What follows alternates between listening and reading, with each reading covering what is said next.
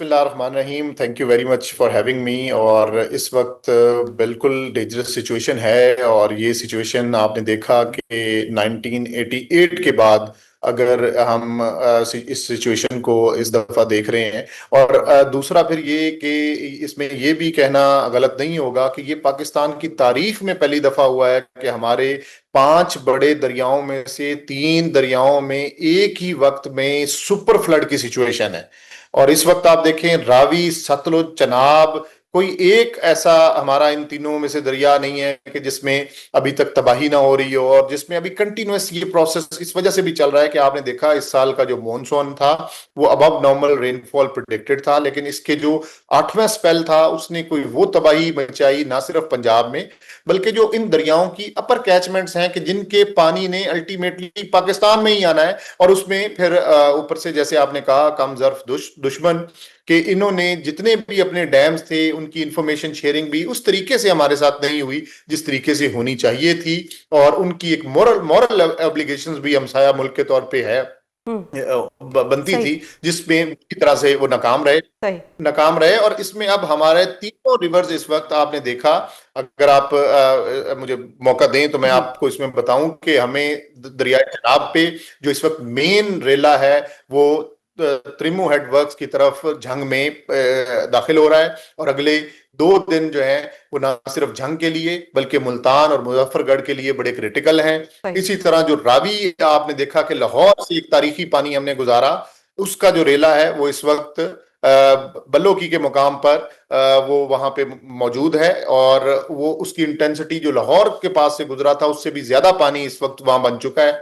और अगले 24 से 48 घंटे वो उकाड़ा, साहिवाल, टोबा टेक सिंह और नीचे खानेवाल के लिए वो बहुत ज्यादा क्रिटिकल होंगे। सही। इससे भी ज्यादा क्रिटिकल सूरत हाल तब बनेगी कि जब रावी और चनाब दोनों का पानी आपस में मिलेगा खानेवाल के मुकाम पर, और फिर ये जब मुल्तान मोहम्मद वाला पे जाएगा तो ये दोनों दरियाओं का पानी इकट्ठा होके वहां तकरीबन 8.5 लाख क्यूसेक्स जाएगा, जिसके बारे में हमें खदशात वहां जरूर हैं। और सही। कुछ क्रिटिकल फैसले हैं जो आज भी चीफ मिनिस्टर पंजाब खुद यहाँ पीडीएम में ऑफिस तशरीफ लाई, और 3 घंटे एक हमने कमिश्नर्स और डीसीज के साथ डायरेक्टली कोऑर्डिनेट किया, और इन चीजों को ये फैसले सारे बर वक्त कर लिए गए हैं। जो ना सिर्फ अब इस जो अगले फैसले हैं उनको हमने बर वक्त किया, जो अब तक हमने फैसले किए जितने भी ब्रीचिंग जरूरी थी मेन आबादियों को और मेन शहरों को बचाने के लिए, वो टाइमली मैनर में पंजाब में हुई। और यही वजह है कि इतने बड़े सुपर फ्लड के बावजूद जो जानी नुकसान है वो अल्हम्दुलिल्लाह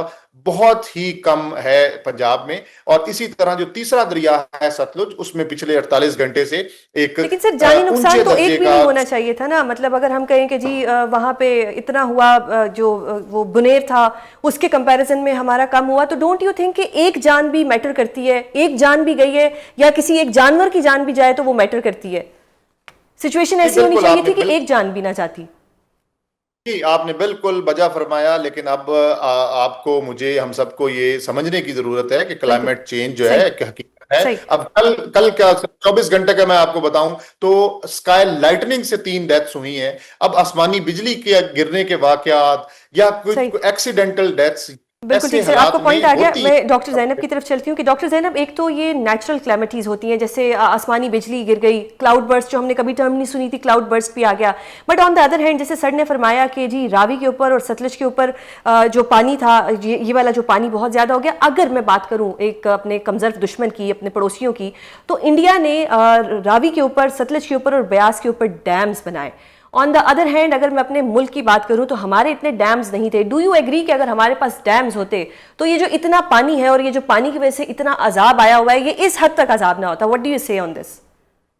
देखिए, डैम्स की डिबेट जो है वो इसलिए जरूरी नहीं कि मतलब वो सैलाब से आपको बचा सकते थे। डैम्स इसलिए जरूरी होते हैं समटाइम्स कि आपकी जो स्टोरेज कैपेसिटी है वो इंटरनेशनल स्टैंडर्ड के मुताबिक बहुत कम है और हम उसमें कम उसके लेवल पर नहीं आते जो जियो पोलिटिकल और जियो पोलिटिकल लेंस से और स्ट्रेटेजिक लेंस से जरूरी होती है। इंडिया की सही है, चाइना की अच्छी है, बाकी ममालिक की सही है, पर हमारी उतनी अप टू द मार्क नहीं है। अगर जो डैम की लोकेशन, अभी कुछ बड़े डैम की लोकेशन डिसाइडेड है, अगर वहां डैम्स होते तो हाँ हम उससे ये जो नॉर्थ में बारिशें होती हैं, ग्लेशियाई झीलों के फटने से जब पानी आता है और वहां पे जो ये क्लाउड बर्स्ट जैसे मामला होते हैं तो वहां वहां पे पानी को स्टोर किया जा सकता है। लेकिन ये जो अभी मैदानी इलाकों में सैलाब है, दरियाई सैलाब, इनको रोकने के लिए वो डैम्स वो टोटल अलग चीज है, वो उसमें हेल्प नहीं कर सकते। इनको रोकने के लिए आपको छोटे रेजर्वोयर्स चाहिए होते हैं, छोटी कैनाल्स चाहिए होती हैं, आपको चेक डैम्स चाहिए होते हैं जो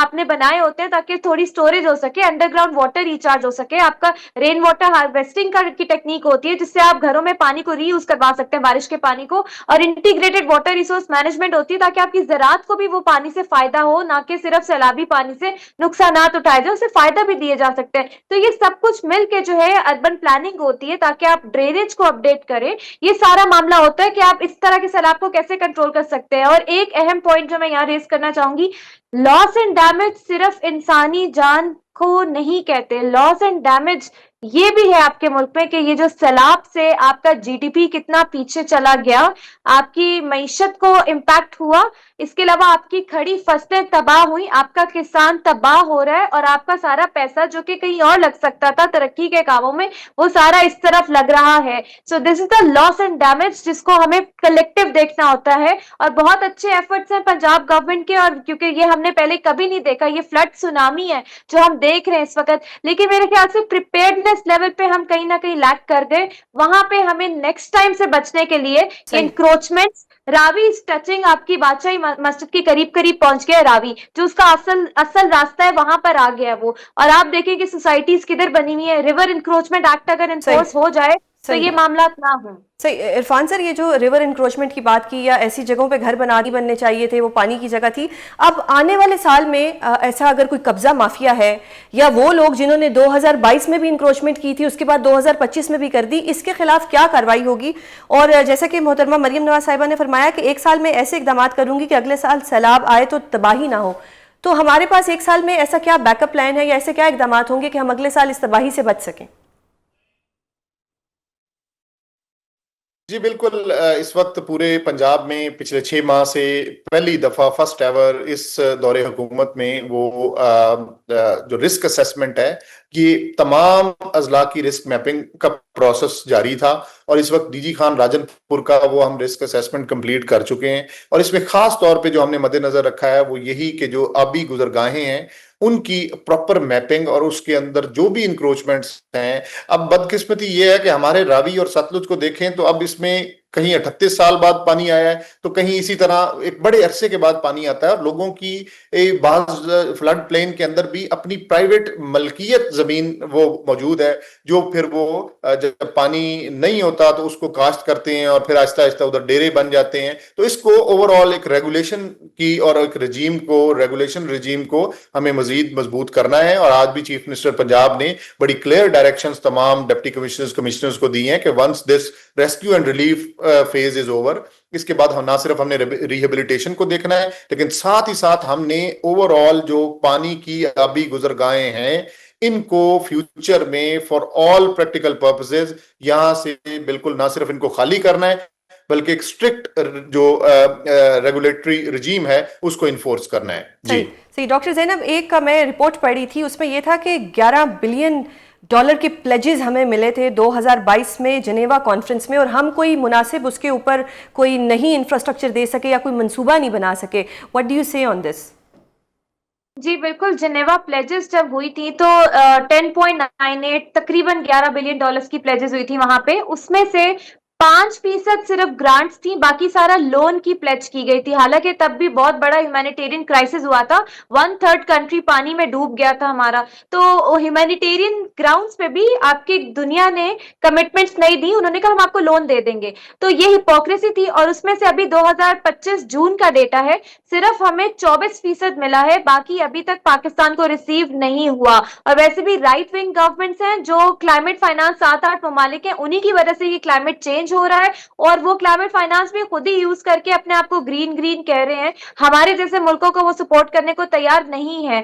इसके लिए एक सजेशन है आपके प्लेटफॉर्म से कि पाकिस्तान अपना डेटा जो है, डेटा इंटीग्रेशन, दुनिया को अपना ये जो क्लाइमेट चेंज से तबाही है उसको सही तरीके से दिखाने के लिए जरूरी है कि डेटा इंटीग्रेट करे, ये पूरा इकट्ठा करे, अपनी मिस गवर्नेंस को ठीक करे और दुनिया के साथ अपना केस लड़े इंटरनेशनल फोरम्स पे कि आप लोगों की वजह से हम भुगत रहे हैं और हमें रेपरेशंस चाहिए जो कि हमारा राइट है। अभी अभी तक तकरीबन जो मैं एस्टिमेट लगा रही थी, 4 से 6 बिलियन डॉलर का नुकसान अभी तक ऑलमोस्ट हो चुका है और ये वो एस्टिमेट है जिसमें काफी चीजें भी डॉक्यूमेंट होनी है, ये हुई नहीं है। तो आप अंदाजा कर लें कि हम लोग किस तरह से अफेक्ट हो रहे हैं। बहुत शुक्रिया आप दोनों का प्रोग्राम में अपना देने के लिए।